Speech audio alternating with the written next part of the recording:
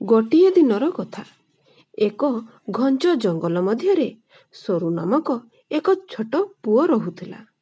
ସରୁ ଏକ ଆତ୍ମବିଶ୍ୱାସୀ ଓ ଆଗ୍ରହୀ ପୁଅ ଥିଲା, ଯେଉଁଠାରେ ଜୀବଜନ୍ତୁମାନଙ୍କ ସହ ମିଳିମିଶି ରହିବାକୁ ସେ ଭଲ ପାଉଥିଲା।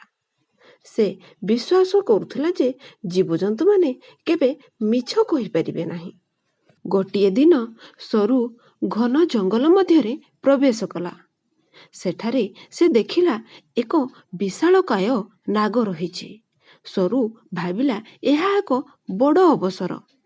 ମୁଁ ତା ସହ କଥା ହୋଇ ତା ବିଷୟରେ ଅନେକ କଥା ଜାଣିପାରିବି ଆଉ ଶିଖିପାରିବି। ଏହାପରେ ସେ ନାଗ ପାଖକୁ ଗଲା। ନାଗ ଭାଇ, ମୁଁ ତମ ସହିତ କଥା ହୋଇ ତମ ବିଷୟରେ ଅନେକ କଥା ଜାଣିବା ପାଇଁ ଚାହୁଁଛି। ତମେ ମୋ ସହିତ କଥା ହୋଇପାରିବ? ହଁ, ନିଶ୍ଚୟ। ମୁଁ ତମ ସହିତ କଥା ହେବାରେ ବହୁତ ମଜା ଆସିବ। ଆସ, ଆମେ 2 ଜଣ ମିଶି କଥା ହେବା।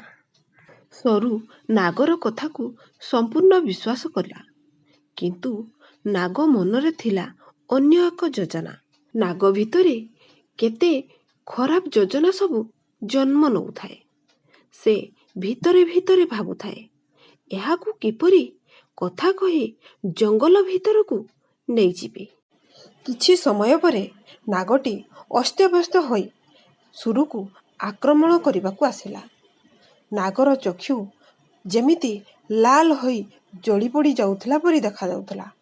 ଏକ ବିଶାଳ ରୂପ ଧରି ଫଣା ଟେକି ସୁରୁ ସାମ୍ନାରେ ଠିଆ ହୋଇଗଲା। ସୁରୁ ଭୟଭୀତ ହୋଇଗଲା। ସେ ଏକ ଗଭୀର ନିଶ୍ୱାସ ନେଲା ଆଉ ନିଜ ମନକୁ ଦୃଢ଼ କଲା। ମୁଁ ଏହା ସହିତ କିପରି ଯୁଦ୍ଧ କରିପାରିବି? ସେ ଭିତରୁ ଭାବିଲା। ନାଗ ତା ଦିଗକୁ ଆକ୍ରମଣ କରିବାକୁ ଆସିଲା। କିନ୍ତୁ ସରୁ ସତର୍କ ଓ ଦୃଢ଼ ହୋଇ ତା ସହ ସାମ୍ନା କଲା।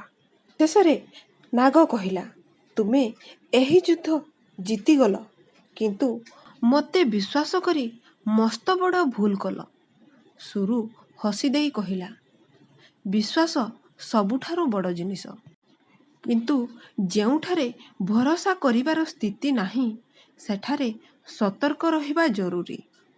ସେଇଠାରୁ ସରୁ ଜୀବନର ଗୁରୁତ୍ୱପୂର୍ଣ୍ଣ ଅଭିଜ୍ଞତା ପାଇଲା। ବିଶ୍ୱାସ ରଖିବା ଭଲ, କିନ୍ତୁ ଯେଉଁଠାରେ ସତର୍କ ରହିବା ଦରକାର, ସେଠାରେ ଦୃଢ଼ ହୋଇ ନିଜକୁ ପ୍ରତିରକ୍ଷା କରିବା ଆବଶ୍ୟକ। ଏହି କାହାଣୀ ଆମକୁ ଏହା ଶିକ୍ଷା ଦିଏ ଯେ ବିଶ୍ୱାସର ଶକ୍ତି ମହାନ, କିନ୍ତୁ ଅନ୍ଧବିଶ୍ୱାସ ଆମକୁ ଭୟାବହ ସ୍ଥିତିକୁ ନେଇଯାଇପାରେ।